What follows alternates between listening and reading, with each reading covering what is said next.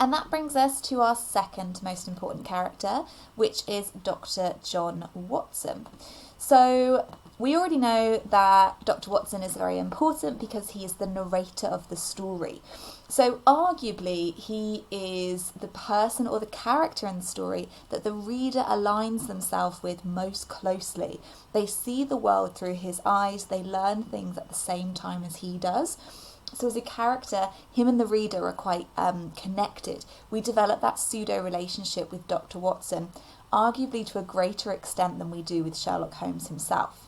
Now, Watson is perfectly placed to be our storyteller because he is the close partner and confidant of Sherlock Holmes. To be someone's confidant, you are someone who they feel comfortable to confide in, to tell someone their secrets, their ideas, to place their trust in you.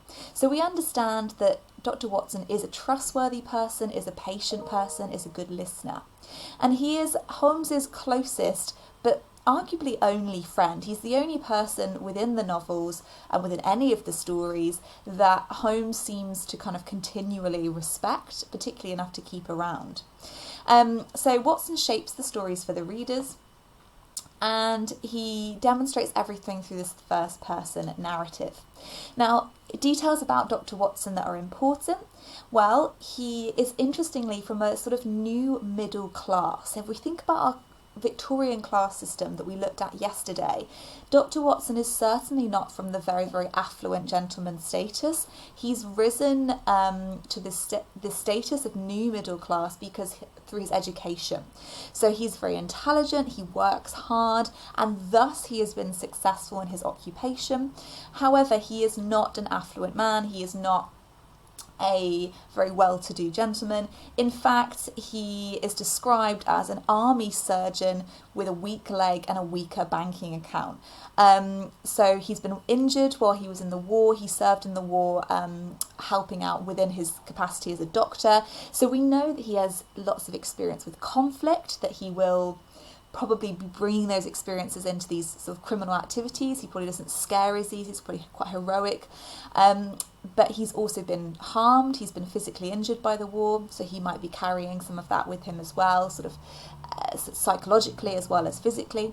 And we know that he is not someone who's particularly rich. And that's one of the reasons why Holmes and Watson first formed this partnership, because they actually end up cohabiting Sherlock's lodgings. They live together. Now, Dr. Watson is described in an interesting way. Like we just learned about Sherlock Holmes and his hawk-like nose and his sharp, piercing eyes, Watson, on the other hand, is sort of caricatured as distinctly average. So he's described as middle-sized, very average, not too fat, not too skinny, somewhere in the middle. Strongly built, we know he's a soldier or was a soldier, with a square jaw, a thick neck and a moustache.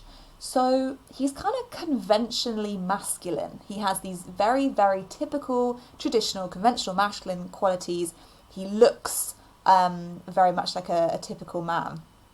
And I do think that is an important part of his characterization. He is the normal, he is the sort of straight down the road character, which creates this sense of contrast between him and Sherlock Holmes. And it also engenders him towards us as a reader. We get this sense of a connection with him because he represents the normal, i.e. us. He's also very modest as well as intelligent. So unlike Holmes, he doesn't show off about his intelligence or he doesn't demonstrate any arrogance. He's very, very modest and humble in his abilities. And therefore he shows this with Sherlock Holmes by being very patient, a very sensitive observer, so kind of listens to, reflects on and responds to Sherlock Holmes.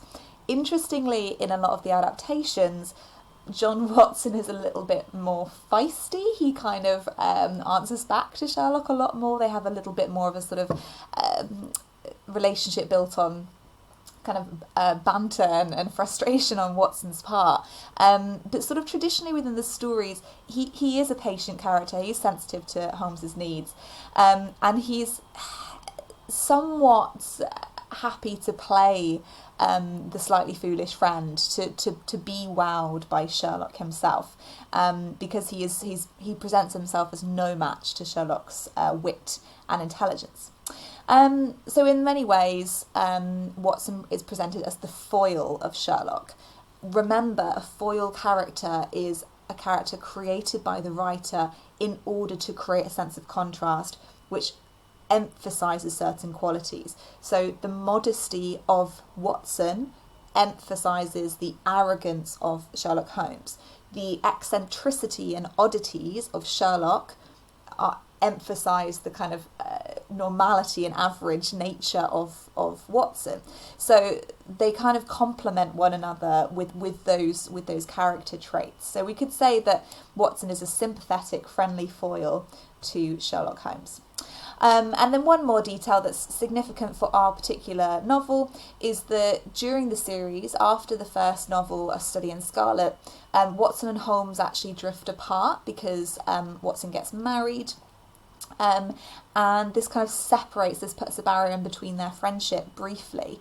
So at the beginning of A Scandal in Bohemia that we're going to read next week, this is the two friends coming back together and kind of reigniting their friendship after Watson's marriage.